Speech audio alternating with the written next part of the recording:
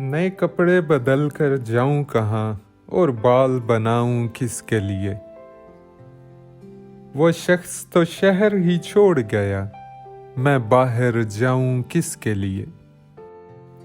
जिस धूप की दिल में ठंडक थी वो धूप उसी के साथ गई। इन जलती बलती गलियों में अब खाक उड़ाऊं किसके लिए। वो शहर में था तो उसके लिए औरों से भी मिलना पड़ता था। अब ऐसे वैसे लोगों के मैं नाज उठाऊं किसके लिए।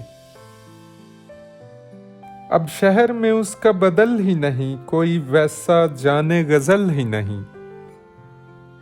ऐवाने गजल में लफ्जों के गुलदान सजाऊं किसके लिए।